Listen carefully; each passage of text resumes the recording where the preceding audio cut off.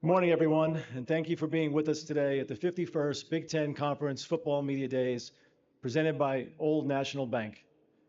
As I stand here and look out at Lucas Oil Stadium, we're starting the season today, but in just a few months, we'll be back here with 67,000 Big Ten fans and two teams competing for a Big Ten championship.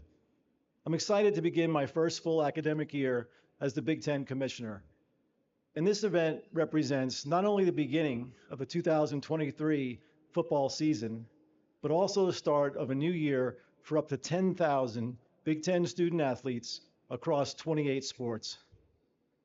I cannot help but remember the last time I was at a Big Ten football media day. It was back when I was at ABC Sports. Keith Jackson came with us, and I can tell you there's nothing better than traveling with Keith Jackson around college football. He was remarkable. He hosted and introduced the coaches. As you might imagine, his introductions were memorable, and that experience inspired me to leave the coaches' introductions to the pros. And so over the next 2 days, you will hear from our media partners as they announce our coaches.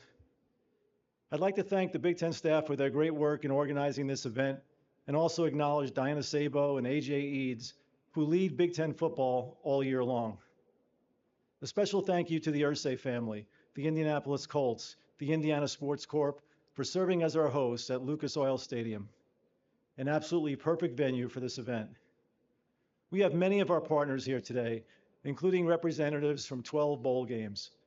We greatly appreciate the work that you and your volunteers do to provide memorable experiences for our student athletes, coaches, staff, and fans. A special thank you to the Rose Bowl. Big Ten teams have made 73 trips to Pasadena, beginning with Michigan's first trip in 1902. The Rose Bowl has been at the center of the history of Big Ten football. Thank you to Bill Hancock from the CFP for your dedication to college football and college athletics. It's been great to work with you again these past few months. Welcome and thanks to our media partners here today, BTN, Fox, CBS, and NBC, especially as we begin our new broadcast pattern this fall. More on that in a few minutes. Most importantly, thank you to our head coaches and student athletes. A special welcome to our 4 new coaches, Matt Rule from Nebraska, David Braun at Northwestern, Ryan Walters from Purdue, and Luke Fickle from Wisconsin. All of our coaches have been very generous in giving me their time and support as we head towards the start of a new season. While not here today, I want to acknowledge the dedication and work done by more than 96 Big Ten football officials, led by the best team in the business, Bill Carollo, Ron Gunther, and Coach Barry Alvarez. Thank you to the Big Ten Council of Presidents and Chancellors, our ADs, SWAs, and faculty reps, and all of the staff across our institutions that work tirelessly to provide Big Ten student athletes with both a world-class education and a world-class athletic experience. And of course, thank you to our fans who support all of our programs all year long with their time. And lastly, thank you to all of our media here today and across the country who support our programs, coaches, and student athletes. We appreciate you being here and all you do for us during the season. So as I stand here this morning, I'm about 2 weeks away from completing my first 100 days as commissioner. To use a baseball phrase, just enough dirt in my spikes to make some observations, and I want to share a few with you today. First, I want to say that by far the best part of the job is being around our student athletes, coaches, administrators, and fans at our games, tournaments, and championships. I was fortunate that when I started this position, I got to be at the Big Ten women's golf, men's lacrosse, and baseball tournaments. And best of all, I was there to watch Northwestern win the women's lacrosse national championship. Watching the level of play and coaching and the passion from our fans was obviously incredible, and our Big Ten staff does a remarkable job to ensure that our student athletes have the best experiences. My second observation is more about the state of college athletics, and that is that meaningful collaboration with the commissioners of other conferences and President Baker of the NCAA, combined with legislative support from Congress, is essential to address the changing landscape of college athletics. And most importantly, to preserve the core mission of providing academic opportunities through athletics. I can assure you that the work is happening in some form every day. Third, I've spent an enormous amount of time talking to our coaches, student athletes, ADs, the COPC, and my A5 partners about NIL. And I've learned a lot what NIL is and what NIL is not. What it is a great mechanism for student athletes to benefit from their name, image, and likeness through real marketing opportunities. And we as a conference not only support, but celebrate a student athlete's ability to generate unlimited benefits from true NIL. However, it is important to say that much of what is happening now under the guise of NIL is not true NIL, but rather a move to a pay-for-play system that is driving recruitment and the transfer portal. This system operates away from and without institutional control, nor is it required to comply with Title IX. As a voluntary membership organization, the NCAA needs to be able to enforce its longstanding rules prohibiting inducements and pay-for-play. I do, however, feel optimistic about the future of college athletics.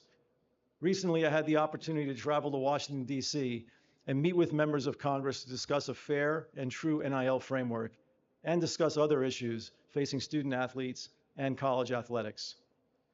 Members of Congress and their staffs are engaged, and there's real momentum for bipartisan legislation that benefits student athletes, protects the academic athletic model, and recognizes that a national competitive landscape needs national rules that can be enforced. We are pleased that Congress is seeking to ensure that critical student athlete welfare benefits like continuing health care, lifelong learning, and mental health resources are broadly provided. Recently, the A5 issued a joint statement recognizing the significant work done by Senators Blumenthal, Booker, and Moran, as well as Senators Tuberville and Manchin. We look forward to working with them and their colleagues to move legislation forward. Next, I want to give you all an update on the exciting work the conference is doing to provide USC and UCLA with a thoughtful and smooth integration into the Big Ten. I had the pleasure of spending time in Los Angeles in mid-June with leadership from USC and UCLA. Student athlete welfare, scheduling, and marketing were the primary focus for both institutions at our meetings. Our football schedule format was an important step towards integrating UCLA and USC. The Flex Protect Plus system, as we call it, preserves important rivalries, while at the same time, the nine-conference game format maintains the conference's strength of schedule and guarantees that every member will play at least one home and away game against every other member over each four-year period, truly connecting the conference. Thanks to Kerry Kenny and our ADs for leading this work. Led by Diana Sabo and the recent addition to our staff of Becky Penny, we are working hard on men's and women's basketball, and also the right regular season and postseason formats for each of our Olympic sports.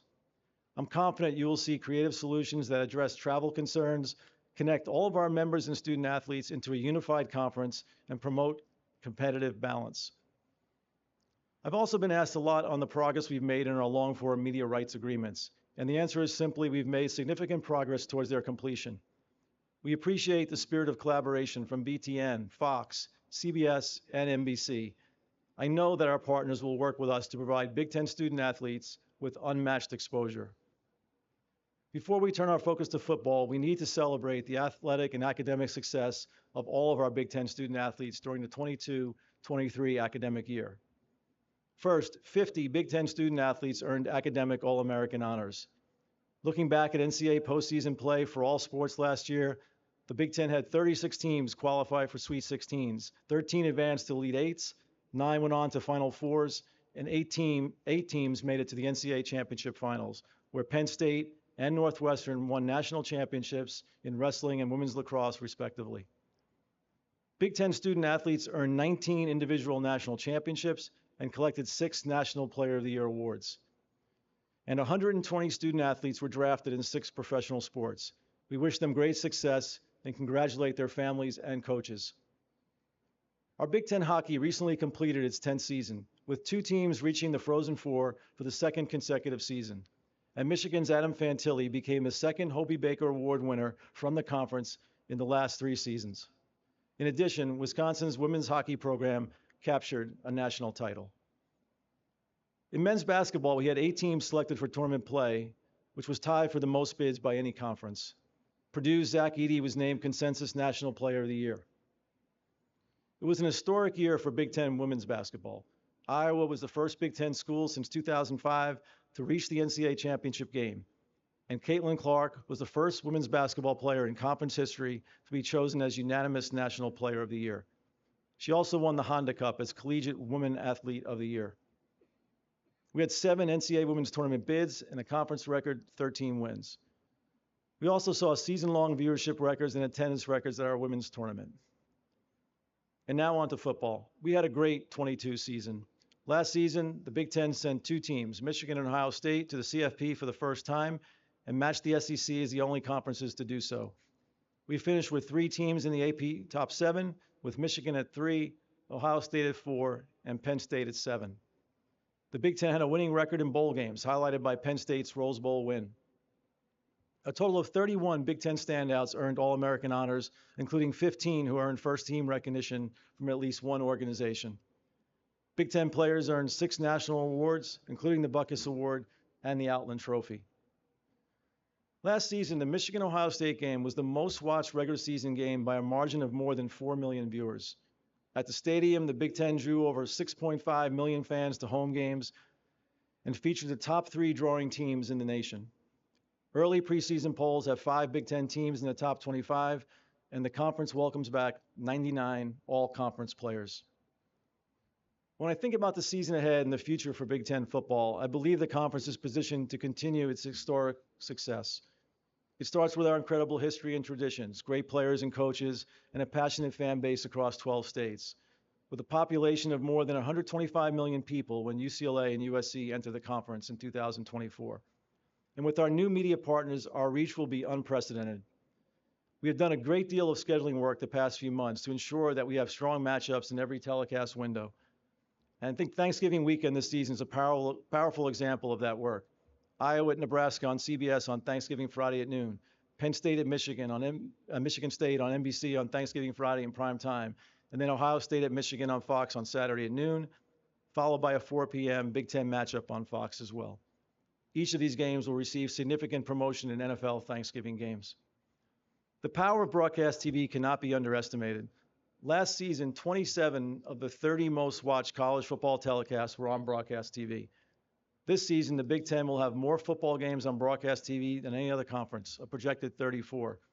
When the new deal is fully implemented in 2024, we are projecting 45 broadcast TV games each season.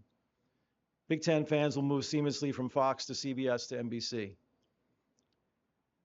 As I conclude today, just 87 days in as the commissioner of the Big Ten, I'm excited about our future. With committed leadership from our COPC and ADs, an energized conference staff, the addition of USC and UCLA, new and exciting media partners and expanded platforms, support from our coaches with the goal of winning national championships in all sports, and a strong belief in the academic athletic model, I believe that we are really just getting started. Thank you for being here, and now I'll turn it over to our moderator, Jamie, for any questions. Thank you, Commissioner. If we have questions, please raise your hand and we'll get somebody with the mic over here. Commissioner David Gold, Inside and You. With the recent allegations that have come out of Northwestern's athletic program, I'm wondering, is the conference launching an investigation, and will we expect to see further punishment for Northwestern? Yeah. Look, the process is right now, Northwestern's launched 2 investigations. The process in the conference on these matters is that it is led by the institution. So there's no investigation being launched by the conference. We'll wait to see the results of those investigations, and we'll have further comments at that time. Thank you. Other questions? Up here in front. Hold on, Bill, just 1 second. We're going to get you the mic.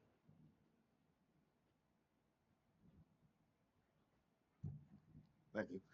Phil Thompson, Chicago Tribune. Morning. Good morning to you.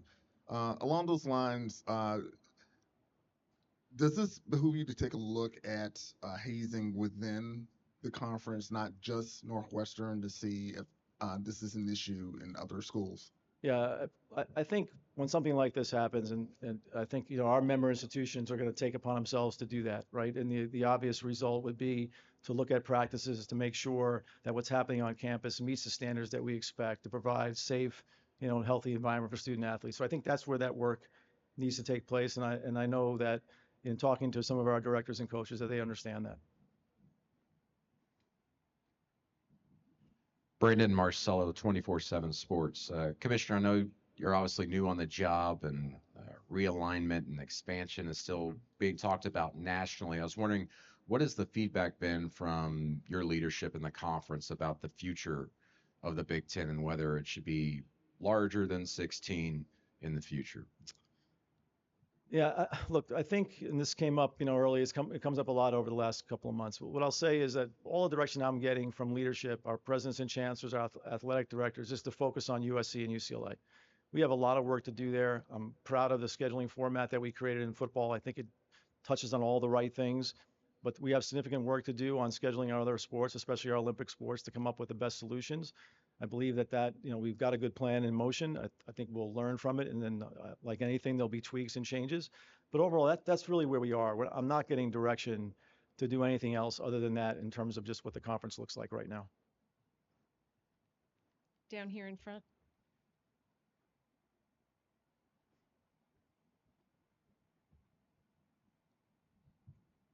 Hi, Tony. Dan Hope from 11 Warriors. When you talk about USC and UCLA coming into the conference, obviously, big changes coming next year for a college football playoff too. How do you kind of balance staying focused on this year while also preparing for those big changes in the future? I appreciate that. Yeah, I think, look, when it comes to the schedule this year, we're ready. We have work done right in front of us. Today is the start of that. We've got we owe that to the conference to all of our existing members to make sure we put everybody in the best place this season. I don't think there's any distraction. I think we're able to do two things at once: look forward and at the same time do everything we need to do day in and day out for this football season. Not just our football, but also the rest of the schedule this year for Big Ten sports. So I feel like we have the staff and the depth. We've done some things internally to shore up our staff to be able to do that, to put more energy into the integration of USC and UCLA. So I feel like the staff adjustments that we've made will allow us to do that effectively. We're going to come over here to the right. Tony, right here. Where are we? Welcome to the Big Ten. Question for you. You touched on it in your initial statement, was the transfer portal, which just seems like it's way out of control with the number of athletes that are in this now. What are some really ideas that you guys have put forward so far to maybe put the horse back in the barn? One of the things that we're most focused on is just the incentives that are being created for students to consider leaving, right? So when you have a system that's providing, potential benefits for entering the portal, and a lot of athletes unfortunately aren't realizing those benefits when they enter the portal. So there's a little bit of a grass is greener on the other side. When I spend time with our coaches, the portal is an absolute priority. I think the combination of what's happening in terms of the benefits that are being provided with the freedom to move, that combination really came together at the same time. And so you've seen the system now operate together, and it's creating all kinds of different incentives that are fueling lots more kids to get there. And I think, when I talk to our leadership, what I get is a real deep concern about what's going to happen with graduation as students move at the levels that we're seeing today. Are they going to, moving credits and major changes? All of those things are important. And I think we're going to see the results of that pretty shortly with the data that comes out from this flood.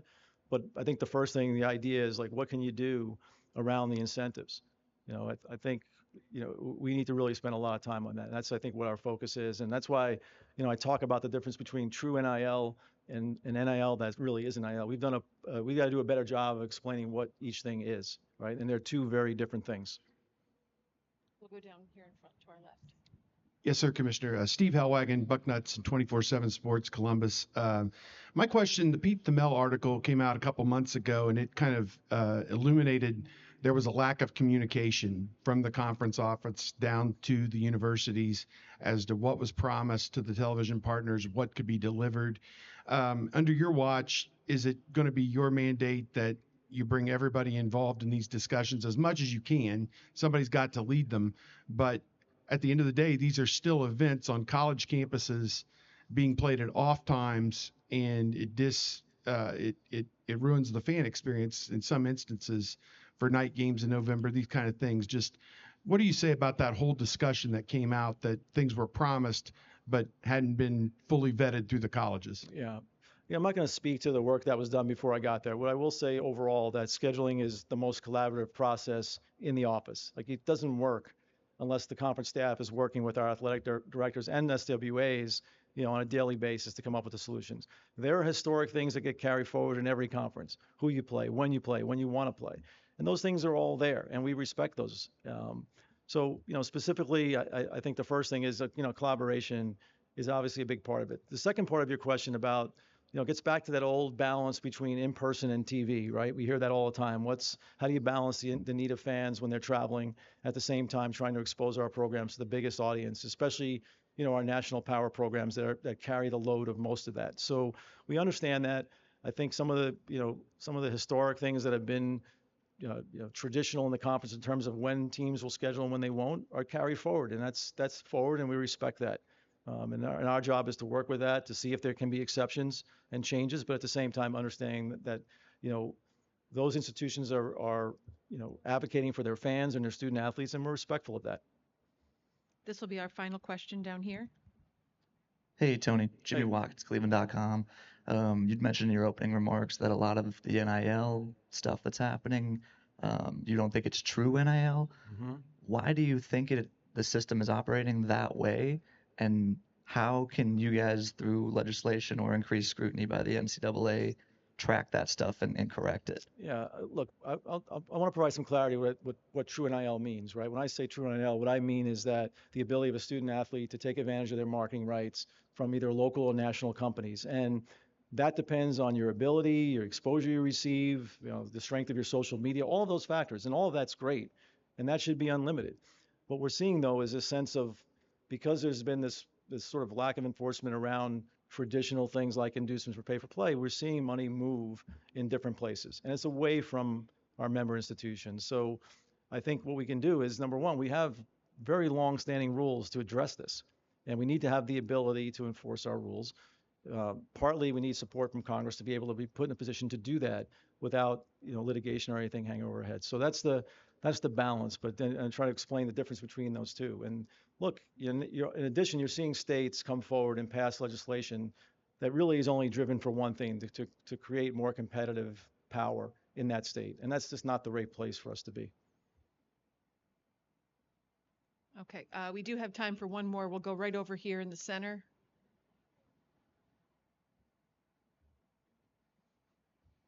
Commissioner, good morning. Charlie DeMar with CBS Chicago.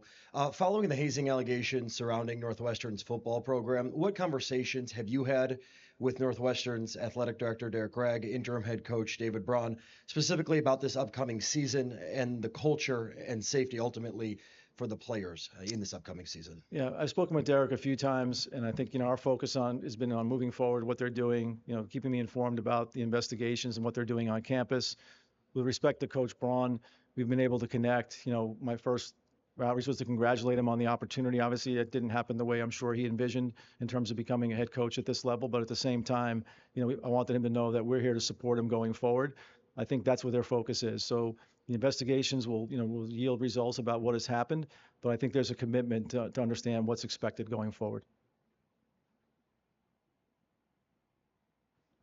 Why don't we go right over here on the aisle? I keep saying it's the last one, but we're stretching for television. Yeah, Commissioner, how close do you think college football or major college sports are to actually paying the players themselves, as opposed to them seeking income from NIL sources, et cetera? How close is that model? Yeah, it's tough to predict. What I will say about that is I think there's a commitment to understand that student athletes can and be entitled to additional benefits. What that form that takes, how that's tied to academics, all of that needs a lot more discussion. I don't want to predict on when that could happen in terms of a time frame. There's a lot of discussion about what future miles can be. And I think the understanding among at least my colleagues is that we've got to consider, lots of different changes to the system, while at the same time encouraging the true NIL to keep happening. All right, at this time, I will thank Thank you. Commissioner Thank for you, his Amy. time, Thank you, everybody. and we'll be back with the coaches momentarily.